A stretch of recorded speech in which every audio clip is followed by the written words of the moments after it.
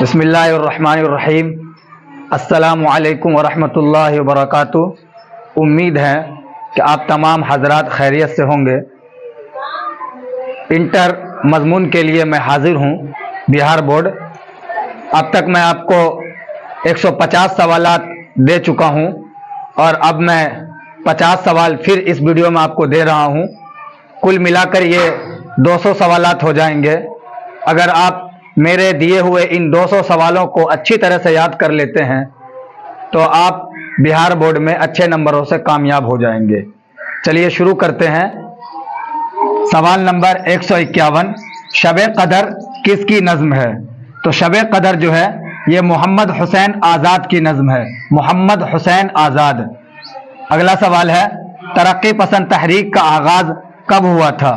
تو ترقی پسند تحریک کا آغاز جو ہے وہ 1936 میں ہوا تھا، 1936۔ اگلا سوال، علی سردار جعفری کی پیدائش کب اور کہاں ہوئی؟ یہ جو نظم کا پارٹ یہاں سے اب تک اسٹارٹ ہو رہا ہے۔ اب تک جو میں نے آپ کو 150 سوالات دیے ہیں وہ 150 سوالات مرزا فرحت اللہ بیگ سے لے کر مولانا ابوالکلام آزاد تک جتنے چیپٹرز ہیں ان تمام چیپٹروں سے VVI کوسچن جو ہے وہ میں نے آپ کو دیے ہیں۔ اب یہاں سے نظم کا پارٹ شروع ہو رہا ہے، حصہ شاعری جو ہے نا نظم کا پارٹ، علی سردار جعفری، وہاں سے یہ اسٹارٹ ہو رہا ہے۔ تو علی سردار جعفری 1913 میں پیدا ہوئے۔ کہاں پیدا ہوئے تھے؟ بلرام پور یوپی میں۔ بلرام پور اتر پردیش میں ایک ضلع ہے، وہاں یہ جو ہے علی سردار جعفری پیدا ہوئے تھے 1913 میں۔ سوال نمبر 154، علی سردار جعفری کس تحریک سے وابستہ تھے؟ تو علی سردار جعفری جو ہے وہ ترقی پسند تحریک سے وابستہ تھے، ترقی پسند تحریک۔ سوال نمبر 155، علی سردار جعفری نے اپنی ادبی زندگی کا آغاز کس صنف سے کیا تھا؟ تو سردار جعفری نے اپنی ادبی زندگی کا آغاز افسانہ نگاری سے کیا تھا، افسانہ نگاری۔ سوال نمبر 156، علی سردار جعفری کے افسانوں کا مجموعہ منزل کب شائع ہوا؟ یہ منزل جو ہے یہ افسانوں کا مجموعہ ہے، اور کس کا ہے؟ علی سردار جعفری کا۔ اور یہ کب شائع ہوا، یعنی اس کی اشاعت یہ کب چھپی، کب پبلش ہوا؟ تو 1938 میں، 1938۔ سوال نمبر 157، علی سردار جعفری کی 2 طویل نظموں کے نام بتائیے۔ تو علی سردار جعفری کی 2 طویل نظمیں ہیں، ایشیا جاگ اٹھا، ایشیا جاگ اٹھا، اور دوسری نظم ہے نئی دنیا کو سلام۔ اگلا سوال ہے، علی سردار جعفری کا انتقال کب ہوا؟ تو علی سردار جعفری کا انتقال 2000 میں ہوا تھا۔ اگلا سوال، علی سردار جعفری کو پدم شری کا خطاب کب ملا؟ تو پدم شری کا خطاب جو ملا تھا وہ 1967 میں ملا تھا۔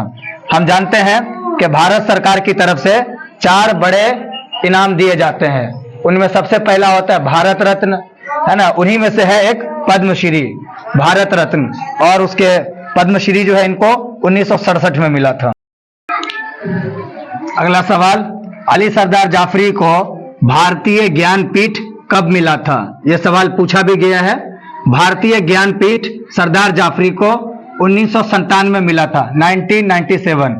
اگلا سوال، نظم گفتگو کس نے لکھی ہے؟ تو گفتگو جو ہے علی سردار جعفری کی نظم ہے۔ نظم گفتگو کو علی سردار جعفری نے کس کے نام منسوب کیا ہے، یعنی گفتگو کو کس کے نام لکھا ہے؟ تو ہندو پاک دوستی کے نام، یعنی بھارت اور پاکستان کے بیچ میں جو دشمنی ہے اس دشمنی کو ختم کر کے دوستی کا ہاتھ بڑھانے کے لیے لکھا ہے۔ ہندو پاک، بھارت اور پاکستان کے بیچ میں دوستی کے نام لکھا ہے، ہندو پاک دوستی کے نام۔ میرا سفر کس کی نظم ہے؟ تو میرا سفر علی سردار جعفری کی نظم ہے۔ اس کے بعد ہے، عمیق حنفی کا اصل نام کیا ہے؟ تو عمیق حنفی کا اصل نام عبدالعزیز حنفی، عبدالعزیز حنفی۔ اگلا سوال، عمیق حنفی کب اور کہاں پیدا ہوئے؟ تو عمیق حنفی جو ہے وہ 1928 میں پیدا ہوئے۔ کہاں؟ میو چھاونی، ضلع اندور، مدھیہ پردیش۔ مدھیہ پردیش راجیہ کا جو ضلع ہے اندور، اس اندور کے اندر میو چھاونی ایک جگہ ہے، تو وہاں میو چھاونی ضلع اندور مدھیہ پردیش میں 1928 میں پیدا ہوئے تھے۔ اگلا سوال، عمیق حنفی آل انڈیا ریڈیو میں کس حیثیت سے سبکدوش ہوئے؟ آل انڈیا ریڈیو یعنی آکاش وانی۔ تو عمیق حنفی جو ہے वो आकाशवाणी से किस ओहदे से सुबुकदोश हुए थे? तो स्टेशन डायरेक्टर, स्टेशन डायरेक्टर। अगला सवाल, अमीर हनफी का इंतकाल कब और कहां हुआ? तो अमीर हनफी का इंतकाल 1988 में दिल्ली के अंदर हुआ था। अमीर हनफी का पहला मजमुआ कलाम कौन सा है? तो अमीर हनफी का पहला मजमुआ कलाम जो है वो संगे पैराहन, संगे पैराहन। अमीर हनफी की दो तनकीदी किताबों के नाम लिखिए। अमीर हनफी की बहुत सारी किताबें हैं, उनमें तनकीदी किताबों के नाम लिखने, दो तनकीदी। तो एक है शोले की शनाख्त, शोले की शनाख्त।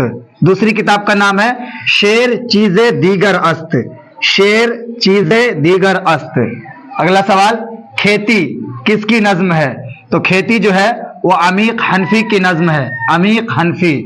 नज्म खेती कितने मिसरों पर मुश्तमिल है? अमीर हनफी की जो नज्म है खेती, उसमें कितने मिसरे हैं? तो उसमें 11 मिसरे हैं, 11।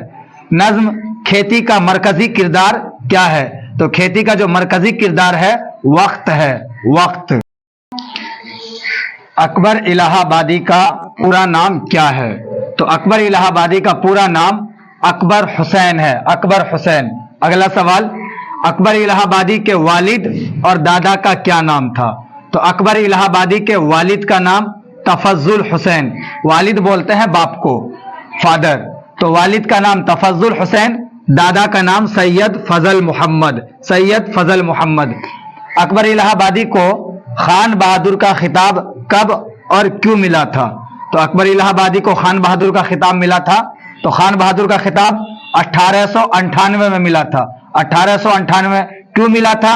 अदालती खिदमात के एवज में, अदालती खिदमात के एवज में, जुडिशियल सर्विसेज, जुडिशियल सर्विसेज के बदले में इनको जो है खान बहादुर का खिताब मिला था। अकबर इलाहाबादी का इंतकाल कब हुआ? तो अकबर इलाहाबादी का इंतकाल 1921 में हुआ था, 1921। अगला सवाल, अकबर इलाहाबादी किस पर्चे के नवरत्नों में थे? तो अकबर इलाहाबादी जो थे वो अवध पंच के नवरत्नों में थे, अवध पंच। अकबर इलाहाबादी किस तरह के शायर थे? तो अकबर इलाहाबादी जो थे वो जरीफ शायर थे, जरीफ। अपनी जरीफाना शायरी की वजह से ये बहुत ही मशहूर थे। बरक़े कलीसा किसकी नज्म है? तो बरक़े कलीसा जो है ये अकबर इलाहाबादी की नज्म है, जरीफाना नज्म है। शायर को मिस कहाँ मिली? मिस जो थी वो एक अंग्रेज मैम थी, तो शायर को ये अंग्रेज मैम जो है कहाँ मिली थी? तो कलीसा में। कलीसा किसको बोलते हैं? चर्च को, गिरजाघर को, चर्च। तो अकबर इलाहाबादी के बारे में ये सब मालूमात हैं। आप मेरे चैनल को सब्सक्राइब करें, वीडियो को लाइक करें, कमेंट करें और अपने दोस्त अहबाब को भी बताएं। ये मैं सारे सवालात आपको वो दे रहा हूं जो बिहार बोर्ड में आएंगे ही आएंगे। अगला सवाल है, नज्म बरक़े कलीसा में शायर ने किस तहजीब पर तंज किया है? तो बरक़े कलीसा में अकबर इलाहाबादी ने अंग्रेजी तहजीब व तमद्दुन पर तंज किया, अंग्रेजी तहजीब व तमद्दुन। शायर ने इस नज्म में गुलशने फितरत की बहार किसे कहा है? तो शायर ने इस नज्म में गुलशने फितरत की बहार मिस को कहा है, गुलशने फितरत की बहार। मुतशायर किसकी नज्म है? तो मुतशायर जफर कमाली की जरीफाना नज्म है, जफर कमाली की जरीफाना नज्म है। मुतशायर के लफ्जी माने क्या है? तो मुतशायर के लफ्जी माने बनावटी शायर के हैं, बनावटी शायर। सवाल नंबर 185, यूजेनो मोंटाले कब और कहां पैदा हुए? तो यूजेनो मोंटाले 1896 जेनेवा में पैदा हुए, जेनेवा। अगला सवाल, यूजेनो मोंटाले किस जबान के शायर हैं? इतालवी जबान के, इतालवी। यूजेनो मोंटाले को नोबेल इनाम कब मिला?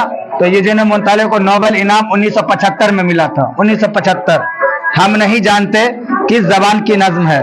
तो हम नहीं जानते इतालवी जबान की नज्म है।